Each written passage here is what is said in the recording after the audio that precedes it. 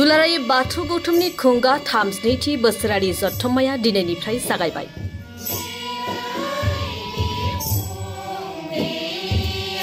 दुलाराय बाथौ गौथुमनि खुंगा 32थि बोसोरारि जथुम्मा आरो तामुलपुर जिल्ला दुलाराय बाथौ गौथुमनि खुंगा 1थि बोसोरारि जथुम्माया सानथामनि हाबाफारि लानानै दिनैनिफ्राय जागायबाय।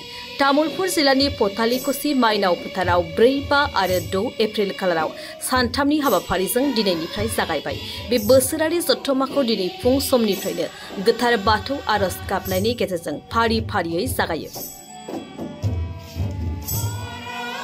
बे बोसोरारि जथुम्मानि गेजेरजों दुलाराय बाथौ गौथुमनि गाहाय नेतारि गणेश दैमारिया बुंथियोदि बाथौ सिबियारि रायजोफोरनि खौसेथि आरो बाथौ धोरोम जौगाथायनि थाखाय दुलाराय बाथौ गौथुमा सोरखारजों लोगोसेयैनो जथायै खामानि मावगासिनो दं। गामि गामि थानसालि लुफुंनाय, जिल्ला आरो ओनसोलफोराव गिदिर गिदिर बाथौ थानसालि लुफुंनाय बायदि खामानिखौ दुलाराय बाथौ गौथुमा गोख्रों खामानि मावगासिनो दं।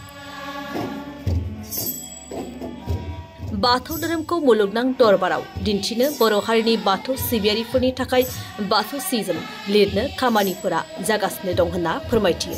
बेजों लोगोसेयैनो दुलाराय बाथौ गौथुमनि आवथायाव थानाय बाथौ दौरिफोरनो 10,000 अनसुंथाइ होनो थि खालामबाय होनना फोरमायथियो नेहाथारि गणेश दैमारिया। बाथौ धोरोमनि आफादफोरा गावस्रानानै थादोंबाबो बाथौ सिबियारिफोरा खम जायाखै। नाथायबा सोरखारि आसनि मोननायनिफ्राय बिथांमोनहा जानगाराव थानो गोनां जादों। बेनिखायनो दुलाराय बाथौ गौथुमनि आवथायाव थानानै बाथौ धोरोमनि हाबाफारियाव बाहागो लानो खावलायदों गाहाय नेतारि गणेश दैमारिया। दिनै दुलाराय बाथौ गौथुमनि 32थि बोसोरारि जथुम्मा सानथामनि हाबाफारिजों खुंनो लानाय तामुलपुर जिल्लानि सिङाव थानाय पथालिकुसि बियाब बे माइनाव फैलाव फोथाराव सानथामनि हाबाफारिजों खुंनो लानाय आरो दिनै सेथि सान आरो बे सेथि सानाव दिनै हाबाफारि बायदि फुंबिलिनि जा आरज बेयो दिनै जागायबाय आरो बिदि दिनै गोबां हाबाफारि दंबावो। दा बेजों लोगोसे दिनै दुलाराय बाथौ गौथुमनि थान्दै आजावनायजों लोगोसे दिनै मोनाबिलियाव थान्दै मेल जिरायनाय जागोन। जों बे सानथामनि हाबाफारियाव मोनसे मेहेरगोनां दुलाराय बाथौ गौथुमखौ जौगानाय गेरेमसा बाथौ धोरोमखौ जौगाहोनायनि थाखाय खामानि मावलांनो थाखाय जोङो थान्दै मेलाव गोबां सावरायनाय हाबाफारि लागोन आरो बेजोंनो जों दिनै बे सानथामनि हाबाफारियाव जोबथा सान बा 6 एप्रिलाव मानाव गेदेर आसामनि CM डक्टर हेमन्त बिश्व शर्मा बेवहाय बाहागो लाफैगोन। मानाव गेदेर बिटिआरनि चिफ गाहाय मावफुं सोद्रोमा प्रमद बर' बिथाङाबो बाहागो लाफैगोन। मानाव गेदेर जोंनि पद्मश्री बान्था मोनगिरि डक्टर अनिल बर' बिथाङा बाहागो लाफैगोन। बेबायदिनो गोबां आलासिफोर जों हांख्रायदों। बेवहाय जों बेजोंनो मोनसे मोजां जोङो दुलाराय बाथौ गौथुम आरो बर' माहारिनि थाखाय जों आसाम गभर्नमेन्ट आरो बिटिआर गभर्नमेन्टनिफ्राय माखासे फोसावनांगौ गोनां मावलांनांगौ गोनां धोरोमारि बिथिङाव जौगाहोलांनो गोनां दुलाराय बाथौ गौथुमा आसाम गभर्नमेन्ट आरो बिटिआर गभर्नमेन्टखौ खुथार खुथार खावलायनायनि लेखा जों गोबां जोङो थानसालि जौगाहोनाय लुफुंनाय आरो दौरि आसारि बिथांमोननो जोङो 10,000 बिटिआरनिफ्राय राङारि अनसुंथाइ मोननो हागोन आरो बेखौ जोङो डेम'स्ट्रेट हिसाबै आरो बिथांमोननो 10,000 रांखौ बिटिआर गभर्नमेन्टनिफ्राय मोननो हानाय चेकखौ जोङो 210 जन दौरि आसारि बिथांमोननो राङारि अनसुंथाइ होनायखौ जोङो बे गेवलां मेलनि गेजेरजों जोङो होनाय जागोन आरो बेजोंनो लोगोसे जोङो आसामाव थानाय आरो बिटिआरआव थानाय गिदिर गिदिर बाथौ थानसालिफोरखौ लुफुंनो थाखाय इन्डिजिनियास डिपार्टमेन्ट आरो बिटिआर गभर्नमेन्टनिफ्राय जा दुलाराय बाथौ गौथुमा मावथांखि लानानै बिथांमोननिसिम जों खावलायनाय लेखा बिथांमोना जायगा जायगा बाथौ थानसालि लुनायनि हाबाफारिया जागायदों आरो बे बबेबा जिल्लाफोराव बेयो आबुं महर मोनबाय। जोङो 5 लाख राङै जोङो इन्डिजिनियास डिपार्टमेन्टनिफ्राय जोङो गं 200 बाथौ थानसालिनिफ्राय थानसालिनि दा बर्थमान मोननो हादों आरो बेनि उनाव प्राय 800 बाथौ थानसालि दङ। बेखौबो बिथांमोना बुंनाय बायदियै जोंनो फोसावलांगोन। माखासे बेबायदिनो होबावनो दङ जोङो जायगाफोराव गोबां जायगाफोराव जोङो लामा सेरफोराव बाथौ थानसालि लुनायनि जिखिनि हाबाफारि लादों दुलाराय बाथौ गौथुमा बिथांमोना बेखौबो नाजागोन होननानै बुंदों। बाथौ धोरोमखौ जोङो जौगासार होनो थाखाय दुलाराय बाथौ गौथुमा गोबां बोसोरनिफ्राय नाजायै बाथौजिमनि बाथ्रा नेशनेल हलिनि बाथ्रा जोङो मानाव गेदेर भारत हादरनि नखर मन्त्रि अमित शाह बिथांजोंबो थांनाय बोसोराव थेलामाराव गौमा आर'जआव लाबोनाय जादोंमोन। दा बेजोंनो बिथाङा बे 1 बोसोराव स्टाडि खालामनानै मोनबाय।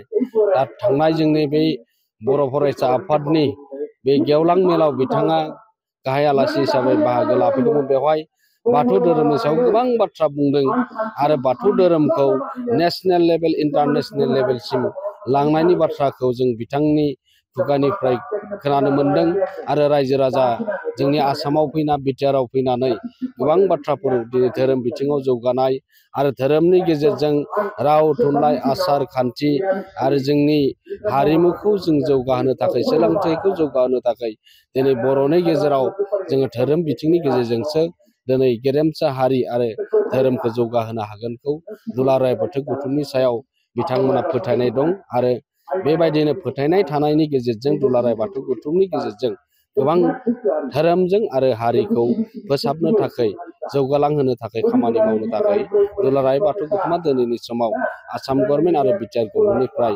राङारि अनसुंथाइ आरो मददफोरखौ मोननो हादों दिनैनि समाव।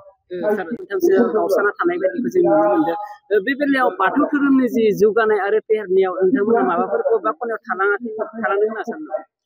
दुलाराय बाथौ गौथुमा बेखौ जों सानफ्रोमबो बुंबोबाय थादों ससियेल मिडियानि गेजेरजों। दुलाराय बाथौ गौथुमा गासै बाथौ धोरोमखौ लानानैनो बाथौ धोरोमाथ' मोनसे जोङो बाथौ धोरोमखौ लानानैनो जोङो सोरबा गावबा गाव मा होनना बुंदों गौथुम दानानै आफाद दानानै सोरबा बिबानगिरिनि नेतृत्वआव नाथाय बेबो बाथौ धोरोम जौगानायनि खामानि मावदों। नाथाय बेफोर गासैबो सिन्था चर्चा खालामनानै दुलाराय बाथौ गौथुमा दिनैनि समाव थांनाय 20 जुलाइआव थांनाय बोसोरनि 20 जुलाइ 2024 खालाराव जे गासै आसामनि सिङाव थानाय बाथौआरि आफादफोरखौ लानानै जों मोनसे जथाय सावरायनाय जादों। बेखौ लानानै क'र्डिनेशन कमिटिबो दानाय जादों आरो बे क'र्डिनेशन कमिटिनि गेजेरजों जोङो बाथौ धोरोमखौ लानानै जुदि जोङो खामानि मावदोंब्ला जों खौसे खामानि मावनांगोन आरो गोथार बाथौ सान फालिनायनि बाथ्रा फैदों। जों सारा जोङो बाथौ गोथार सानखौ स्टेट हलिडे जुदि मोनबायब्ला जोङो दिनै गावस्राना थानायनि बाथ्रा गैला। बाथौ जिमनि बाथ्राखौ जों बुंबोबाय थादोंब्ला बाथौ जिम मोननांगौब्ला जोङो दिनै गावस्राना थानानै जोङो धोरोमनि थाखाय जों आलादा आलादा टिम दानानै जुदि थादोंब्लाबो जोङो दिनै धोरोमनि थाखाय बाथौ जिमनि थाखाय गोथार बाथौ सान फालिनायनि थाखाय खेराइ खुंनायनि थाखाय जोङो बबेबा मोनसे सम आरो खालारफोरखौ लानानै जोङो थख' आरो जोङो गोसार होनाय खौसेथि आरो गोजोन थासारिखौ जों लाबोनो हायो होननानै दुलाराय बाथौ गौथुमा बे सिन्था साराखौ लाबोदों। गोरोबैनि गेजेरावबो खौसेथि बे मोन्थोरजों जों आवगायनो थाखाय दुलाराय बाथौ गौथुम आरो क'र्डिनेशन कमिटिनि थाखाय बेखौ नाजाबाय थादों आरो दिनैनि समाव बे गमामायैनो मोगथां महर मोनदों आरो जायफोरा दिनै क'र्डिनेशन कमिटियाव सरजाबाखै बिथांमोनखौबो दुलाराय बाथौ गौथुमनि जानानै क'र्डिनेशन कमिटिनिफ्रायबो बिथांमोनखौ रोखायै खावलायदों। बिथांमोनाबो सरजाबनानै खामानि मावनो थाखाय खावलायदों। मानो होनबा दिनै जायफोर जायगायाव बिथांमोना गावनानै दङ बा आलादायै धोरोम फोसावनायनि थाखाय खामानि मावदों बिथांमोनखौ जों साबायखर बावदों।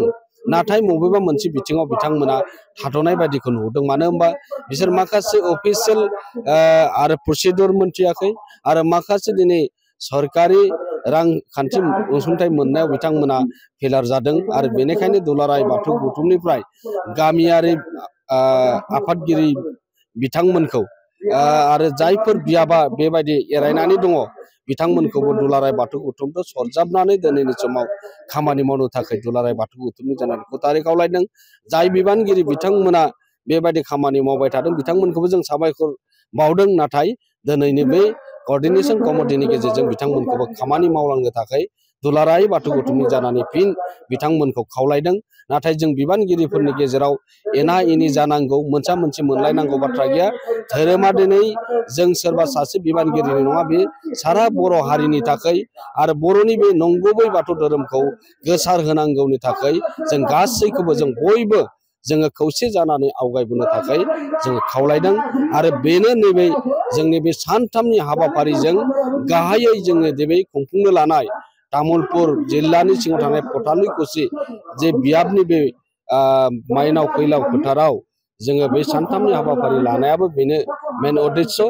आरो जोङो बे आसामनि CM-खौ हांख्रायनाय मेन जाहोनाबो बेनो, जों गासिबो बिथिङाव थानसालि लुफुंनायनि थाखाय जौगाहोनो थाखाय गेरेमसा बाथौ धोरोमखौ मुलुगनां खालामनो थाखाय नैबे बे गुबै थांखिखौ लानानै दुलाराय बाथौ गौथुमा दिनैनि समाव आवगायबोदों।